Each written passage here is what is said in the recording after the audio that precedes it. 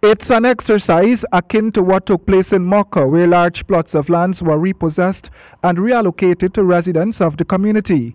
Already, the Lands and Surveys Commission has reminded persons who have leases for large plots of lands to live up to the expectation of their leases. Failure to comply will result in their leases being revoked. And we are at the moment undertaking such exercise. So it's in all of the regions we are targeting, not just one area. Mocha was fast-tracked because when I assumed office here 2 years ago, I arrived with letters which were signed by many members of the community and letters which were sent to His Excellency complaining about the Mocha issue, and so that was prioritized. But we are doing this in every region at the moment.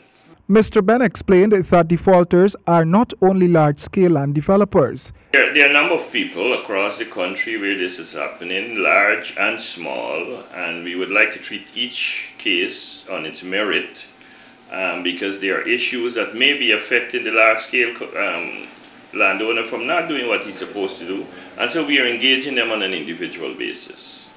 And once a determination is made, then we advertise and we move ahead with the repossession of the land. According to the conditions under which leases were granted, lands can be repossessed for two reasons: for non-beneficial occupation and for non-payment of land rentals. According to the lease, within the first year of receipt of the lease, you should occupy at least 1/10 of the land, and thereafter progressively occupy the land until it's fully occupied.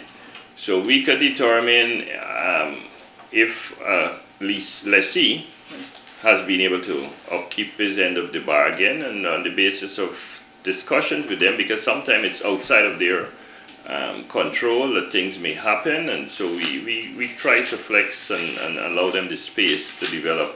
But once we become very clear that they're unwilling or unable to move ahead with the development as is, or they're unwilling or unable to pay the land rent, then we move ahead.